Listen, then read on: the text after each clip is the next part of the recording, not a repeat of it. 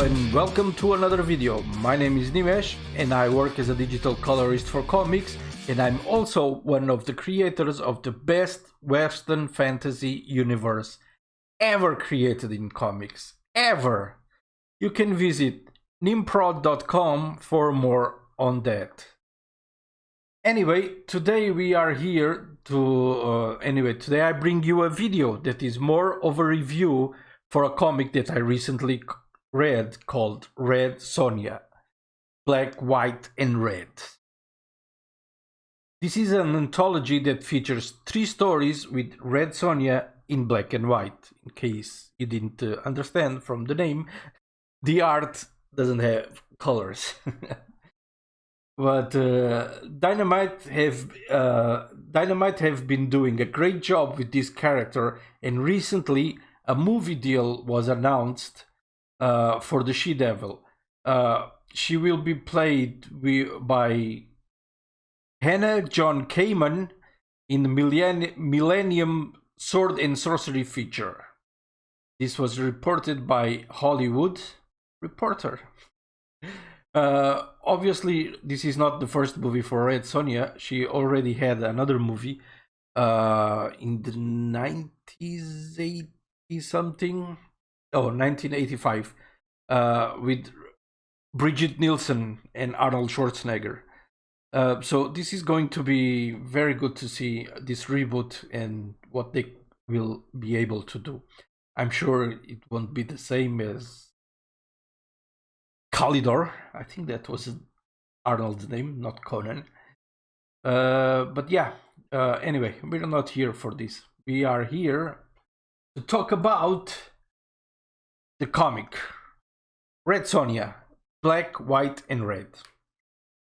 So right out of the bat, I can say that I work as a digital colorist. So what I really would love to see here was the colors on the comic, but that's fine. It's black and white, and to be honest, it's very well done. I think it's one of the best visually black and white comic book that I've read so far. I'm a big fan of Red Sonja, and I've been reading her recent adventures on her monthly titles. So I was amazed by the quality of this book. Wow, it was really, really fantastic.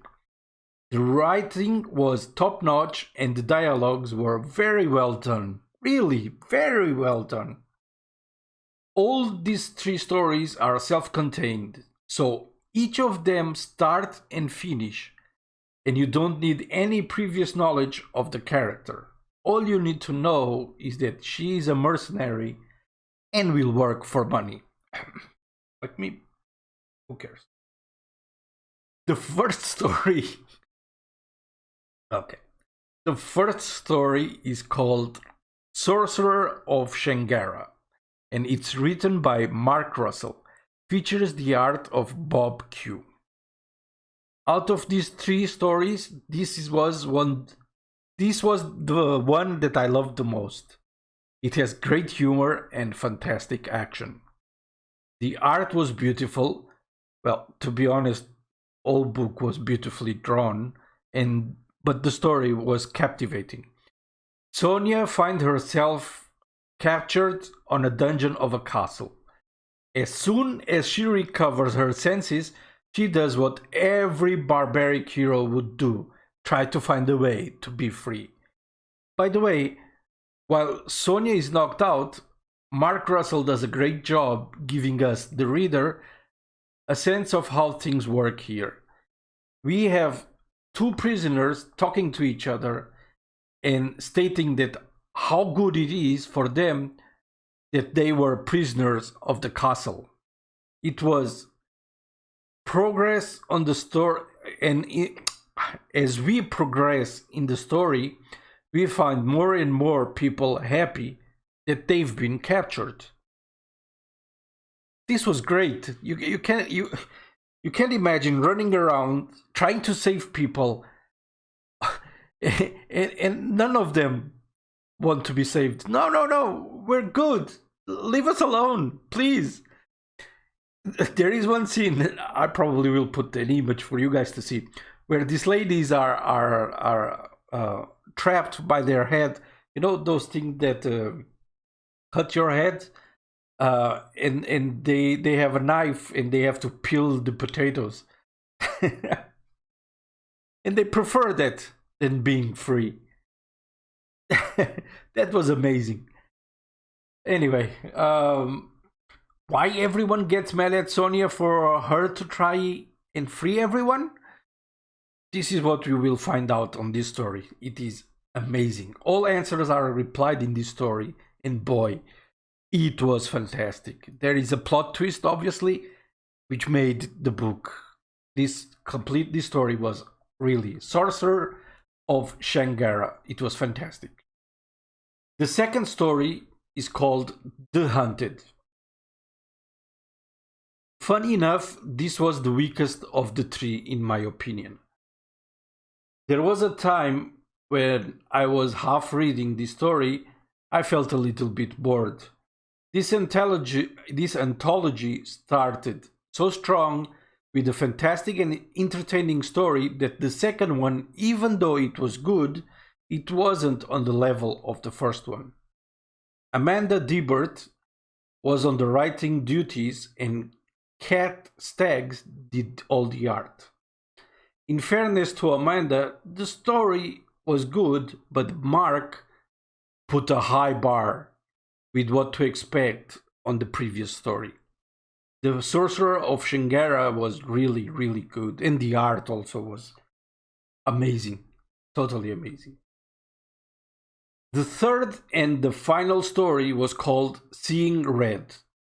Kurt Busiek was the writer and Benjamin Dewey was on the art.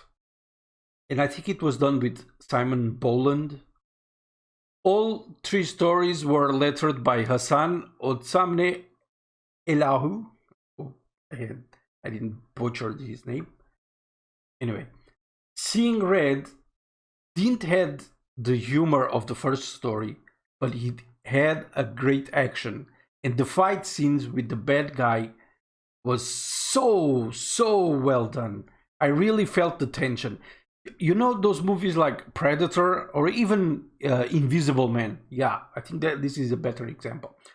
Where you don't see him, but you know he's there doing, trying to kill you and stuff. And you're trying to figure out what's happening. All those tension created on those movies, all those scary parts. There is a scene here on this third story on Red Sonja that happens like this. She's trying to figure out what's going on, and it's amazing, really, truly amazing. You have to read it to understand what I'm trying to say, because I could feel her tension. It was amazingly done. A good story for you to read at night, curled up on a bed. Such an amazing experience.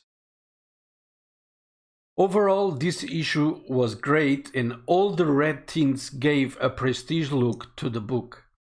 I think this is probably the best black and white book, especially visually. It was very well done and the shading very well used. I hope so. This is my review for Red Sonja, Black, White, and Red. I hope you guys enjoyed this video. I'm planning to do more covering news, previews, and much more on indie comics, and on indie and self-published comics. So don't forget to like, subscribe for more videos. Thank you for watching, and see you guys on the next one.